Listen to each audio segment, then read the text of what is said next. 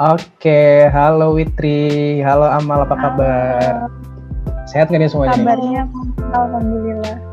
Gimana di rumah terus, Alhamdulillah bosen nggak? sih. Gimana? Tentu saja, biasa aja sih. Biasanya selalu bosan. Emang udah biasa libur panjang ya, jadi nggak bosen juga kalau di rumah. Ya udah biasanya aja kayak gitu terus. Kasian. Oke, Sebenarnya bosan sih sebenarnya. kenapa? Fitri sebenarnya bosan. Aku juga bosen sih di Kadang sini. bosan, kadang enggak sih. Tergantung. Tergantung ada hiburan apa enggak.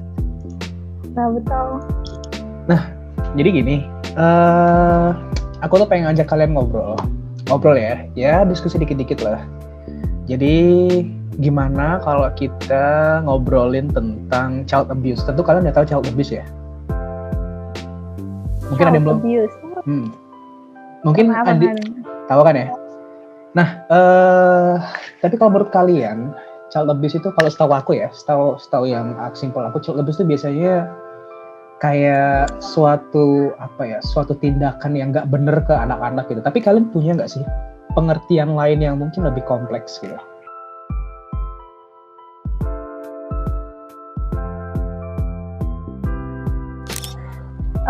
Bener sih emang child abuse pada dasarnya itu perlakuan yang nggak bener gitu kan ke anak-anak. Tapi child abuse sendiri ini apa ya? Jenisnya banyak banget juga sih.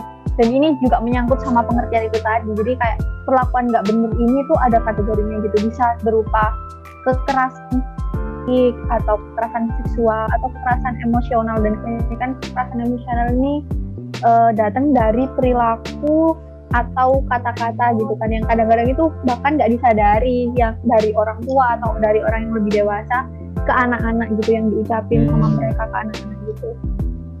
Dan ini pasti kayak apa ya, meninggalkan luka gitu loh buat si anak. Tapi kalau misalkan nggak ada luka mungkin bisa disebut child abuse nggak ya? Aku juga bingung kalau yang itu. Menurut kamu Haki gimana? Kalau misalkan nggak meninggalkan kesan apapun terhadap si anak gitu, ada nggak sih kasusnya kayak gitu? Jadi mungkin ini ya, pengertian child abuse itu sebenarnya lebih luas. Jadi memang nggak kontak secara fisik, tapi juga perilaku buruk yang dilakukan oleh seseorang kepada anak-anak dalam rentang umur mungkin remaja ya dari anak kecil umur 0 sampai 18 tahun yang bisa berakibat kepada fisik maupun mental mereka kayak gitu. Mungkin kayak gitu sih ya kalau pengertian child abuse ya. Nggak cuma secara fisik aja kayak Mas Faki sebut tadi, kayak ada perasaan secara psikologis atau emosional juga. Terus selain itu ada juga pengabaian kalau menurutku Mas, kayak misalkan kebanyakan orang selama ini tuh mikir kekerasan tuh pasti identik sama orang tua mukul anak atau orang tua yang nyakitin anaknya lewat kata-katanya yang tajam atau kayak misal menghina anaknya atau misal kayak intinya kayak gitu-gitu deh. Tapi beberapa kali aku baca tuh di internet, di jurnal-jurnal kayak gitu tuh ternyata ada juga pengabaian dalam kasus child abuse ini. Dan pengabaian ini ternyata di sekitarku ini banyak banget jadi. Dan pengabaian ini kayak gimana ya, kayak misalkan orang tuanya kerja nih, terus habis itu kerjanya udah dari pagi sampai malam gitu, terus anaknya tuh nggak diurus, kayak misal udah ditelantarin aja, udah dikasih uang, habis itu ya udah ini buat kamu jajan nanti gitu. Jadi itu tuh termasuk salah satu bentuk child abuse juga. Ternyata anaknya nggak dirawat, kayak misal pagi nggak dibikinin sarapan atau misal udah kamu beli aja di Pagi nggak bikin sarapan, jahat banget. ya kan ada kayak yang kayak gitu kan, kasih uang udah beli aja sarapan di sana gitu. Itu juga termasuk bentuk pengabaian gitu kan.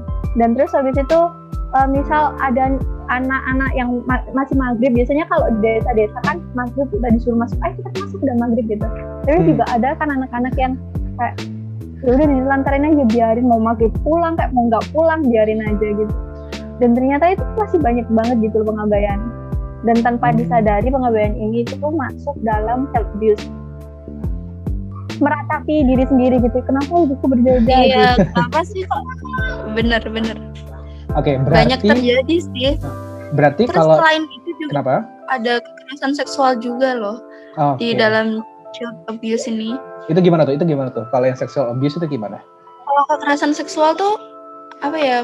Mungkin enggak, ya bisa juga sih dari orang-orang terdekat, tapi juga bisa dari orang-orang yang kita nggak tahu, nggak kenal. Kan ada ya orang tuh kalau nggak tahu mereka tuh ada gangguan psikologis atau gimana. Kadang kan ada yang suka nunjukin kelaminnya di jalan. Pernah tahu nggak?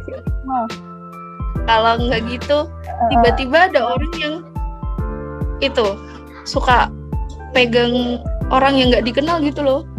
Aku pernah tahu sih kayak, iya kayak gitu sih, ngeri banget.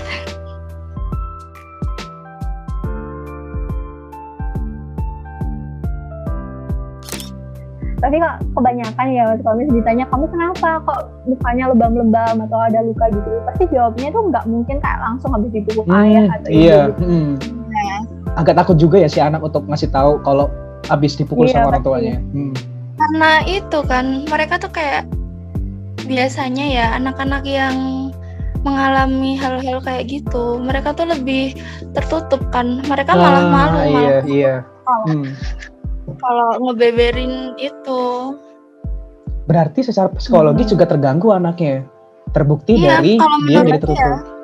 Psikologis tuh lebih apa ya, dampaknya tuh lebih gede gitu daripada kekerasan daripada bentuk-bentuk kekerasan yang ada di fisik. Kalau misalkan di fisik itu bisa sembuh, kalau psikologis dia bisa aja ke bawah sampai entar gede sampai kapan. Jadi kan kayak apa ya, benar-benar menurutku sih kayak yang disebut amal tadi sih, cara psikologis atau kayak misalkan awalnya emosional gitu kan, luka emosional kayak apa ya yang kayak persis disebut amal tadi. Karena kalau luka ini kan kelihatan di badan gitu, atau enggak misal anak ini kena kekerasan seksual gitu, terus habis itu badannya nggak jadi sama lagi, misal cara jalannya dia udah beda gitu kan, pasti udah kelihatan gitu kan. Tapi kalau misal luka secara psikologis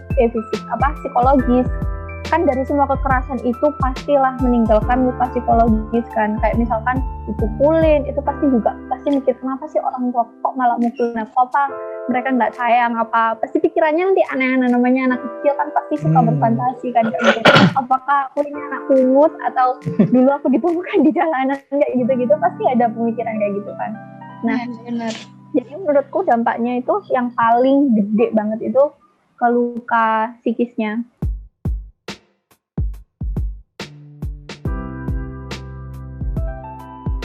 Nah, ini mungkin kita loncat ke contoh-contoh child abuse ya. Tapi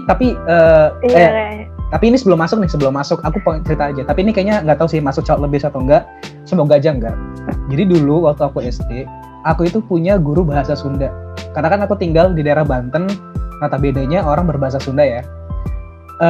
Guruku ini perempuan, dia terkenal killer memang. Bener-bener killer untuk untuk tingkatan anak SD. Dan aku dulu termasuk orang yang males waktu SD untuk kerjain tugas. Akhirnya karena saking seringnya, aku sama gengku waktu itu 5 orang, itu mungkin gurunya kesel ya.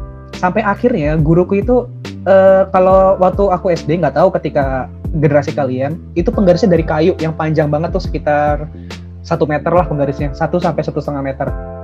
Yang dari kayu, tahu nggak? Nah, yang warna coklat itu. Itu aku kaki sama tanganku dipukul bergilir 6 orang itu sampai patah. Yang tadinya masih bagus itu sampai patah. Itu cuman kita berenam itu tetap cengenges saja. Saking seringnya dipukul tuh kayak ya udah biasa aja, ya udah gitu. Malah besok kita masih nggak ngerjain lagi tugasnya, malah makin jadi gitu. Akhirnya yang seharusnya mungkin tujuan gurunya tuh pengen kita jadi sadar, jadi rajin, malah kita jadi nambah rebel gitu loh, malah nambah ngelawan. Jadi yang seharusnya kita tuh makin sadar, kita malah makin berani ngelawan gitu. Malah dipukul gini doang, malah kadang kita berenam tuh sampai gini, oke, siapa besok yang berani dipukul sampai 2 kali. Jadi seminggu tuh ada beberapa kali pelajarannya. Jadi saking semakin sering dipukul semakin bangga gitu. Malah efek buruk itu kayak gitu. Ya itu tergantung anaknya. Kalau misalkan anaknya merasa tersiksa, mungkin masuknya child abuse ya. Kalau enggak kayak gitu, gak tahu dia masuk mana. Tapi aku nggak menikmati ya. Ini karena emang pengen keren-kerenan aja sama teman. Mana ada orang dipukulin menikmati, kayaknya di Thailand ya. Kalau itu Tapi kalau kelainan bisa sih. ditarik kesimpulannya, nah kalau bisa ditarik kesimpulan dari cerita nyata tadi, berarti kan membuktikan nih kalau kekerasan fisik itu sama sekali nggak ada dampak positifnya gitu loh. Si anak malah makin rebel, makin bandel lagi gitu, malah nantang, bukan kayak mungkin hanya beberapa anak doang yang takut, tapi kebanyakan kalau aku lihat dari teman-teman juga gitu biasanya, meskipun nggak dipukul pakai rotan, kayak misal kayak diancam atau kebanyakan kalau sekarang kan kita sekolah itu kebanyakan diancam sih, nanti kamu bakal dipanggil orang tuanya ke sekolah, atau nanti kamu dihukum ini atau apa gitu, nggak sampai dipukul gitu, tapi tetap aja mereka tetap nakal, orang besarnya yang nakal gitu kan. Jadi kayak masalah dalam bentuk kekerasan apapun itu sama sekali nggak ngefek, malah bisa jadi makin memperburuk sih. Iya, kekerasan fisik itu bukan solusi yang tepat untuk menyadarkan seseorang. Iya, menyelesaikan masalah dengan masalah ya. Tentang kasus kayak gini, ada temanku cewek, dia tuh emang kayak dari kecil tuh ada di keluarga yang broken home, nggak harmonis gitulah. Nggak broken home tapi nggak harmonis. Jadi tuh emang kalau misalkan ya orang tuanya berantem, yang kena dia, padahal dia nggak ngapa-ngapain gitu. Terus ya kayak sialnya lagi tuh, dia kayak pernah waktu di jalan dia tuh kena itu kekerasan fisik. Tiba-tiba ada orang kekerasan seksual deh ya, ada orang terus tiba-tiba dia tuh megang dia gitu. Terus kayak akhirnya dia tuh kayak tumbuh sekarang tuh bener-bener penakut, terus kayak kayak ketemu orang baru tuh susah gitu ya? Anaknya jadi lebih tertutup banget. Terus dia juga saking kayak itu kekerasan fisiknya dari orang tuanya tuh nggak cuma berhenti dari dia kecil, tapi juga sampai sekarang. Sampai sekarang. Bahkan kata dia tuh kalau kan dia sekarang udah seumuran aku, semakin tua tuh kekerasannya tuh udah nggak fisik lagi tapi di verbal juga. Jadi mentalnya dia tuh bener-bener down banget, sampai dia pernah self harm, tahu kan? Oh iya, yang tahu. Nyakiti dirinya sendiri sampai di titik kayak gitu. Jadi dia tuh sebenarnya bener-bener butuh orang yang bisa support dia terus. Iya benar. Emang itu temenmu banget sih. Temen masa kecilmu sekarang di sini nggak? Jangan-jangan Witri lagi yang kamu ceritain?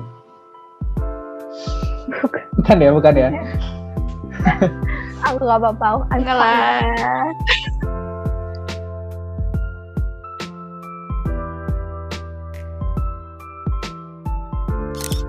Kalau menurutku ya, tadi kan udah sempat disinggung sama Mas Fakih juga. Kalau tingkat pendidikan itu ternyata juga sangat mempengaruhi dalam hal ini kan. Kayak misalkan pendidikannya tuh SMA atau apa, itu lebih berkemungkinan untuk terjadi child abuse ke anak, karena mungkin di SMK mereka SMA atau SMK di situ mereka belum dapat pemahaman tentang hal-hal itu gitu kan. Maksudnya pemikirannya pasti berbeda juga sama orang yang S1 atau pendidikan lebih lanjut gitu kan. Tapi kalau menurutku untuk solusi atau penyelesaian sih kita nggak, tapi bisa dikasih solusi ini, pendidikan pranikah, karena itu benar-benar perlu banget kan. Kayak selain itu kayak Gimana? Kayak apa? Bukan karena nggak kesiapan pendidikan si orang tua aja, tapi juga banyak hal gitu loh. Kayak psikologis orang tuanya juga belum siap gitu jadi orang tua. Misal dia masih remaja, kebanyakan sekarang kan gitu sih, ada yang kayak misal hamil di luar nikah atau misal nikah muda gitu, tanpa memperhatikan mereka tuh siap atau enggak gitu loh buat punya anak gitu. Karena kan kalau kata banyak orang tua, misal ada beberapa orang tua kan bilang kayak gini, udah kamu jalanin masa muda dulu kamu aja, daripada nanti kalau udah jadi orang tua kayak gimana yang rasanya kayak malah kan gitu loh. Karena mudanya tuh dulu tuh udah dari muda udah ngurus anak gitu loh. Maksudnya kayak apa ya, pasti rasa jenuh atau itu tuh pasti lebih cepet datangnya gitu loh. Oh iya. Dan itu tuh pasti mengaruhi banget gitu loh sama cara mendidik anak karena mereka belum siap gitu loh. Dan kayak yang udah aku singgung tadi, pendidikan pranikah itu penting banget sih. Meskipun aku belum tahu itu isinya kayak apa, tapi aku yakin pasti di situ ada kayak parenting, terus kayak kesiapan mental untuk menjadi orang tua, membangun keluarga, komunikasi keluarga kayak gitu-gitu mungkin kayaknya ya. Tapi itu harusnya dikasih secara merata tanpa memandang tingkatan pendidikan dari si calon orang tua ini tadi sih. Oke. Berarti kembali lagi inti poinnya adalah kita harus mencerdaskan entah diri sendiri maupun orang lain bahaya-bahaya child abuse gitu ya. Nah, kalau dari aku sendiri, kalau tadi kan lebih ke penanganan ya, pencegahan sebelum terjadi. Mungkin bisa jadi dengan cara intervensi atau dalam artian memang child abuse ini sudah terjadi. Kalau dari kalian ada pandangan nggak seandainya memang child abuse ini sudah terjadi? Kita ambil contoh misalkan ada si A atau temannya Amal tadi, dia memang dari kecil udah mengalami child abuse. Nah, kalau dari kalian kira-kira penanganan gimana sih buat si anak ini? Intervensi apa yang bisa kita lakukan?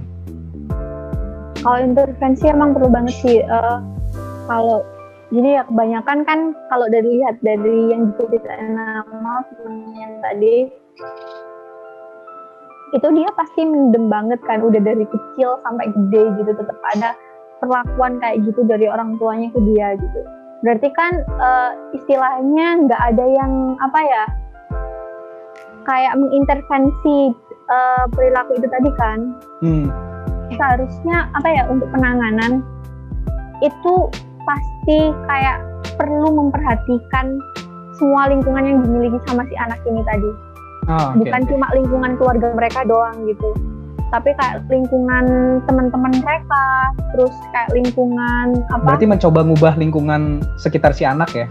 Bener, kalau menurut kayak gitu. Jadi intervensinya nggak cuma sama si anak doang yang mendapatkan perlakuan salah, bukan cuma kepada orang tua dia aja, tapi